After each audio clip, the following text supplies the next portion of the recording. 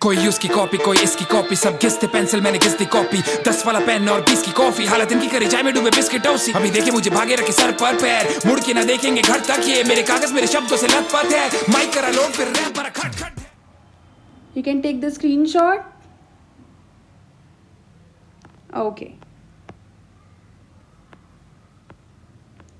अब हम बढ़ते हैं टाउन प्लानिंग पे। ये एक इम्पॉर्टेंट टॉपिक है और मेंस में भी आता है ये टाउन प्लानिंग, जिसको हम हिंदी में कहते हैं नगर नियोजन। मैं आपको बता दूं कि जो सिटीज़ रहती थी इंडस वैली सिविलाइजेशन की, वो 2 पार्ट में डिवाइडेड रहती थी, सिटाडेल और लोअर टाउन। सिटाडेल जो रहता था वो थोड़ी ऊंचाई पर स्थित रहता था। अब ऊंचाई पे कौन रहेंगे भाई? जो अमीर रहेंगे। तो देयर आर पॉसिबिलिटीज़ कि सिटाडेल पे रूलिंग क्लास और अमीर वर्ग के लोग रहते हैं, और लोअर टाउन थोड़ा नीचे स्थित रहता था। वहाँ पे जो कॉमन लोग रहते थे, वर्कमैन हो गए, आर्टिसंस हो गए, वो सब लोअर टाउन में रहते थे। अब यहाँ कुछ फैक्ट्स हैं जो आपको याद रखने हैं। भाई क्या हैं वो फैक्ट्स? धौलावीरा जो है, धौलावीरा में सिटी को 3 पार्ट्स में डिवाइड किया गया है। अभी हमने देखा कि सिटीज़ जो हैं मेजरली 2 पार्ट में डिवाइडेड हैं, पर धौलावीरा एक ऐसी साइट है जहाँ पे सिटी को 3 पार्ट में डिवाइड किया गया है। ठीक है। और दूसरा फैक्ट ये है कि चांडहुद्रो एक वो सिटी है जिसमें सिटाडेल नहीं है। ठीक है। और हरप्पा और मोहनजोदड़ो जो है, वहाँ पे सिटाडेल को फोर्टिफाई किया गया है। अब भाई फोर्टिफाई का मतलब क्या होता है? फोर्टिफाइड का मतलब है कि आसपास जो है वो वॉल से बाउंड्री बना देते थे ताकि फॉरेन इंट्रूडर्स जो हैं वो अंदर ना आ पाएँ। तो हरप्पा और मोहनजोदड़ो में सिटाडेल को फोर्टिफाई किया गया है, पर धौलावीरा में और लोथल में पूरी की पूरी सिटी को फोर्टिफाई किया गया है। ये एक अब बहुत ही ज़्यादा इम्पॉर्टेंट पॉइंट्स हैं, मैं चाहती हूँ आप सब याद कर लें।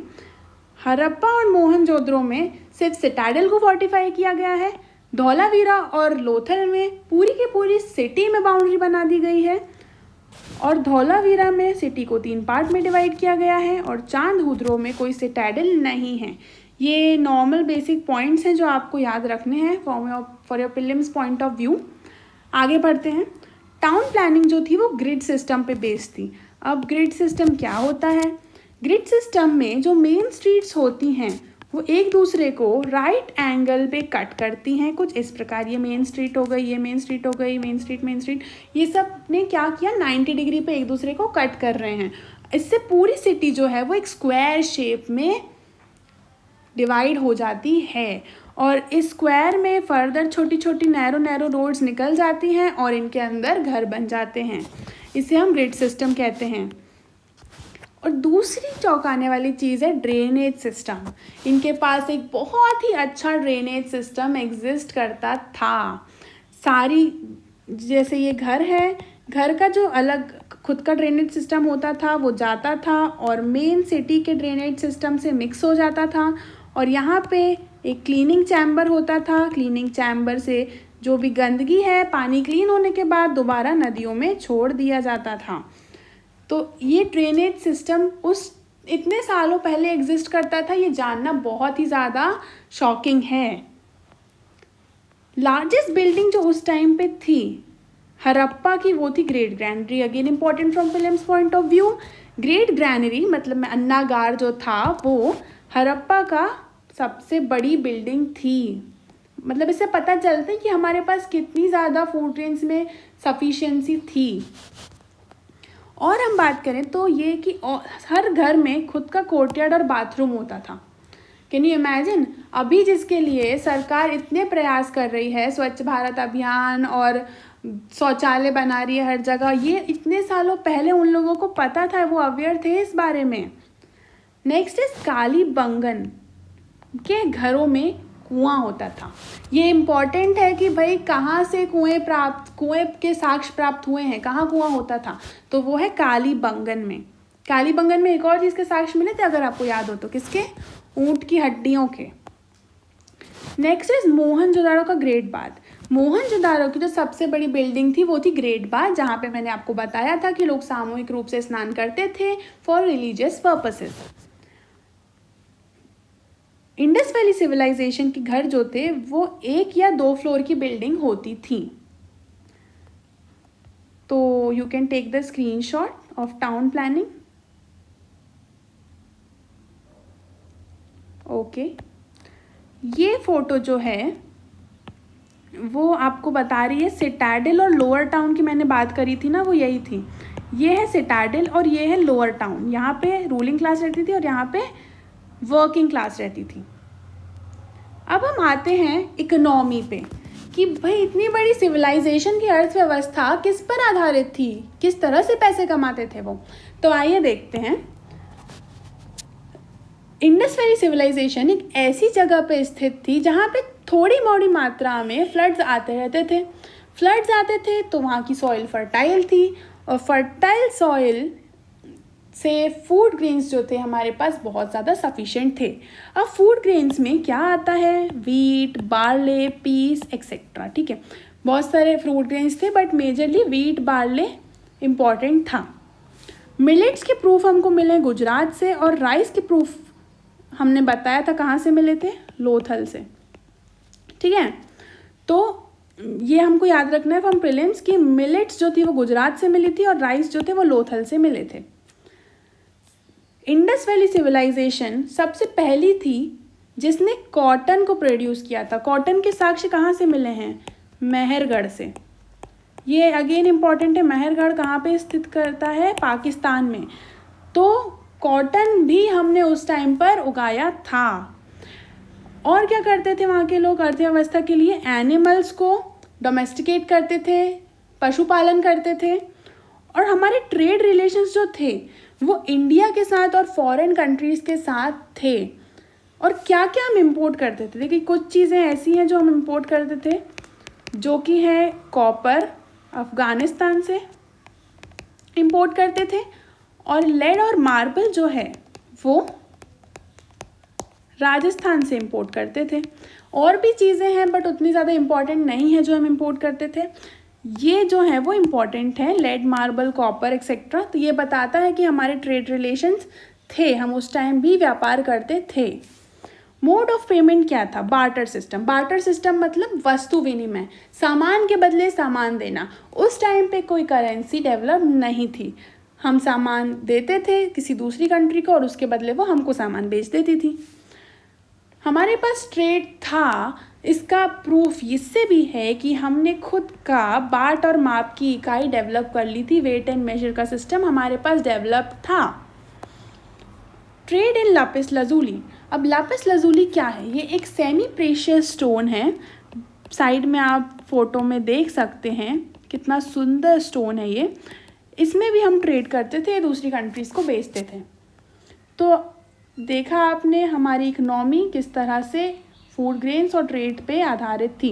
You can take the screenshot if you want. Okay, let's move. ये है मैप। मैप में आप देख सकते हैं कि ट्रेड रिलेशंस रोम के साथ, इजिप्ट के साथ, चाइना के साथ और कहाँ कहाँ तक कितना बड़े एरिया में ट्रेड हमारा फैला हुआ था। और ये आप देख सकते हैं इस टाइम की फ़ोटो। फ़ोटो तो नहीं है, उस टाइम पे कैमरा तो होता नहीं था, पर आप इमेजिन कर सकते हैं कि उस टाइम पे वेट और मेजर्स था। Next we move on to society कि वहाँ के लोगों की लाइफस्टाइल कैसी थी। तो प्रूफ से हमको ये पता चला कि वहाँ पे सोसाइटी जो है वो 4 सेक्शंस में डिवाइडेड थी। ये बहुत सिमिलर है अभी जो वैदिक टाइम में हम बात करेंगे वर्ण सिस्टम की, उससे बहुत ज़्यादा सिमिलर कंडीशन हमको देखने को मिलती है।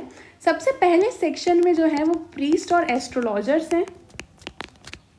दूसरे सेक्शन में हमको देखने को मिलते हैं वॉरियर। तीसरे सेक्शन में हमको देखने को मिलते हैं ट्रेडर्स और चौथे सेक्शन में हमको देखने को मिलते हैं मैनुअल लेबरर्स। इसका पक्का तो नहीं है कि ऐसे ही हुआ होगा, पर प्रूफ्स के आधार पर, एविडेंसेस के आधार पर हम ये कह सकते हैं। क्लोथिंग क्या थी उस टाइम के लोगों की ये तो पक्का नहीं है, but main and women probably एक जैसे ही कपड़े पहनते थे। और क्योंकि हमें कॉटन के एविडेंस मिले हैं तो हम कह सकते हैं कि वो कॉटन और वुलन क्लोथ्स पहनते थे उस टाइम पे। फीमेल्स जो थी वो कॉस्मेटिक्स का प्रयोग करती थी, बिकॉज हमको लिपस्टिक्स और वैनिटी बॉक्स के प्रूफ मिले हैं। लिपस्टिक का प्रूफ हमें कहाँ से मिला है? चांद हुदरों से। और वैनिटी बॉक्स का भी प्रूफ हमको मिला है, कहाँ से मिला है? हड़प्पा से। तो दिस इज़ इम्पॉर्टेंट कि ये कहाँ से मिले। तो लिपस्टिक मिली है चांद हुदरों से, वैनिटी बॉक्स मिला है हमको हड़प्पा से। ठीक है। ऑर्नामेंट्स जो थे वो मेन और विमेन दोनों ही वेयर करते थे, भले गरीब हो या अमीर। अलग अलग मेटल्स के ornament they use to wear, gold, silver, copper etcetera. अब भाई उस टाइम पे टीवी, व्हाट्सएप ये सब तो होता नहीं था, तो क्या करके एंटरटेन करते थे वो खुद को? चेस और डाइस प्लेइंग से। उनके यहाँ पे हमने जब एक्सकेवेट किया, मैंने तो नहीं किया, जो साइंटिस्ट ने एक्सकेवेट किया, तो उन्होंने बहुत सारे टॉयज़ उनको मिले अलग अलग जगह से। तो प्रोबेबली बीच में लोगों को ये लगने लगा था कि इंडस वैली सिविलाइजेशन में सिर्फ बच्चे ही रहते थे, बट लेटर ऑन जब उन्होंने और ज़्यादा एक्सकेवेट किया और रिसर्च करी तो उनको पता चला कि नहीं, बड़े बड़े लोग भी एंटरटेनमेंट के लिए टॉयज़ का इस्तेमाल करते थे। तो चेस और डाइस प्लेइंग का प्रूफ कहाँ से मिला? चेस का हमको मिला लोथल से। लोथल से एक और चीज़ मिली थी हमको, अगर आपको याद हो तो, क्या थी वो? चावल के साक्ष्य। डाइस जो थी उसका प्रूफ हमें मिला हड़प्पा से। ओके, ये देख सकते हैं आप, कुछ ज्वेलरीज हैं जो कि उस टाइम पे पहनते होंगे लोग। स्क्रीनशॉट ले सकते हैं अगर आप चाहते हैं तो। Okay, let's move. Art and craft की बात करते हैं हम। तो हड़प्पन जो थे उनको ब्रॉन्ज का मैन्युफैक्चर और उनका यूज़ अच्छे से आता था। कॉपर को वो खेतरी कॉपर माइन राजस्थान से मंगाते थे और टिन को वो अफ़गानिस्तान से मंगाने थे। It's very important from prelims point of view कि कॉपर कहाँ से आता था? खेतरी कॉपर माइन राजस्थान से। और टिन कहाँ से आता था? अफ़गानिस्तान से। और जो भी मेटल्स उनके पास थे उससे वो क्या बनाते थे? मेल फीमेल्स की फिगर्स बनाते थे, बुल, राइनोसोरस एक्सेट्रा ये सब बनाते थे। योगी पशुपति शिवा के फिगर्स भी बनाते थे। हमको बहुत सारे स्टैचू देखने को मिले हैं, मैं आगे फ़ोटोज़ में बताऊंगी आपको। तो आर्ट एंड क्राफ्ट में भी वो काफ़ी हद तक डेवलप थे। फिर हम बढ़ते हैं सील्स और स्क्रिप्ट पे। 2000 सील्स जो हैं वो अप्रॉक्सीमेटली हमको मिली हैं एक्सकेवेशन के दौरान। और जो स्क्रिप्ट वो यूज़ करते थे वो रहती थी pictographic script. But before that seals की अगर मैं बात करूं तो किस काम के लिए बेसिकली वो सील्स यूज़ करते थे ये अभी तक पता नहीं लग पाया है, बट इतना तो पक्का है कि वो करेंसी की तरह तो उसको यूज़ नहीं करते थे। स्क्रिप्ट की हम बात कर रहे थे, वो थी पिक्टोग्राफिक स्क्रिप्ट, मतलब पिक्चर्स बना के वो लोग बातें करते थे, और वो भी बोस्टोफिडॉन स्टाइल की थी। अब बोस्टोफिडॉन स्टाइल क्या होती है? इसमें पहली लाइन में लेफ़्ट टू राइट लिखा जाता है और दूसरी लाइन में राइट टू लेफ़्ट लिखा जाता है। इस स्टाइल को कहते हैं हम बोस्टोफिडॉन स्टाइल। स्वास्तिक जो आज हम पूजा में देखते हैं, तो वो स्वास्तिक सिंबल का ओरिजिन भी इंडस वैली सिविलाइजेशन से ही हुआ था। यहाँ पे साइड में आपको दिख सकता है एक मॉन्क का स्टैचू है ये। Let's move. हम बात करते हैं रिलीजन की। इम्पॉर्टेंट टॉपिक है। मैं आपको बता दूं, ये लोग वर्शिप तो बहुत सारे भगवानों को करते थे और जानवरों और पेड़ पौधों को भी करते थे, बट ये कभी भी वर्शिप टेम्पल्स में नहीं करते थे क्योंकि टेम्पल का एविडेंस हमको नहीं मिला है। ये मदर गॉडेस को वर्शिप करते थे जिसको हम मातृ देवी और शक्ति भी कहते थे। तो इससे पॉसिबल है कि कह सकते हैं कि उस टाइम पे फीमेल की कंडीशन जो है वो अच्छी रही होगी, तभी ये लोग औरत को पूज रहे हैं। चीफ मेल डेटी जो थी वो थे पशुपति महादेव। पशुपति महादेव का अर्थ है पशुओं के देवता। इनकी फ़ोटो देख के आप ये और क्लियरली जज कर सकते हैं कि इनके आसपास जो हैं वो एनिमल्स बैठे हुए हैं और ये हैं पशुपति महादेव। तो कौन से एनिमल्स बैठे हैं ये इम्पॉर्टेंट है। एलिफेंट, टाइगर, राइनोसोरस, बफेलो, ये 4 एनिमल्स उनके आसपास बैठे हैं और उनके कदम पे बैठे हैं 2 हिरण। सो याद कर लीजिएगा ये एनिमल्स, ठीक है, आ सकते हैं एग्ज़ाम में। फिर वो वर्शिप करते थे ट्रीज़ और एनिमल्स को, जैसे मैंने बोला, पर सबसे ज़्यादा वर्शिप वो करते थे पीपल को। ये तो भाई अभी भी चला आ रहा है, अभी भी हम पीपल पे दिया लगाते हैं, उस टाइम भी चलता था। एनिमल्स में 2 एनिमल्स ऐसे थे जिनको वो बहुत ज़्यादा वर्शिप करते थे और जो उनकी लाइफ में बहुत ज़्यादा इम्पोर्टेंस रखते थे, वो थे 1 हॉर्न यूनिकॉर्न और humped bull. You can see in this picture, ये रहा 1 हॉर्न यूनिकॉर्न और ये है हम्प्ड बुल।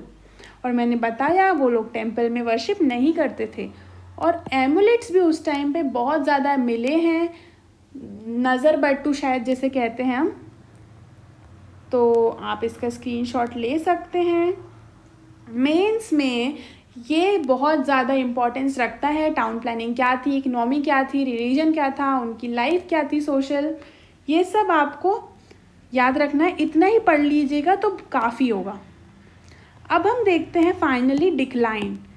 इतनी बड़ी सभ्यता, इतनी डेवलप्ड सभ्यता, आखिर ऐसा क्या हो गया कि पतन की ओर चली गई?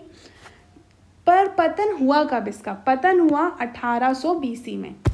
बट रीजंस जो हैं वो अभी भी हमको नहीं पता है। कुछ साइंटिस्ट कहते थे कि इंडो यूरोपियन ट्राइब, जिनको हम आर्यंस भी कहते थे, उन्होंने इन्वेड कर दिया था और पूरी तरह कॉन्कर कर लिया था, जिसकी वजह से इंडस वैली सिविलाइजेशन का पतन हो गया। दूसरी थ्योरीज ये कहती हैं कि टेक्टोनिक मूवमेंट्स की वजह से जो थे, बहुत बार अर्थक्वेक्स आ जाते थे।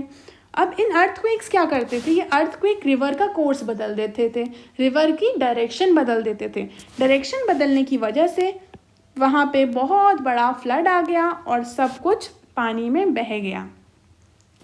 खैर, इतने सालों पुरानी बात है, एग्जैक्टली नहीं कह सकते कि किस तरह से डिक्लाइन हुआ, पर पॉसिबल रीजंस जो हैं वो ये दोनों हो सकते हैं। आई होप आपको ये क्लास अच्छी लगी हो। प्लीज़ कमेंट सेक्शन में ज़रूर बताइएगा। अगर आपको कोई डाउट हो तो कमेंट सेक्शन में लिख दीजिएगा और please like, share and subscribe.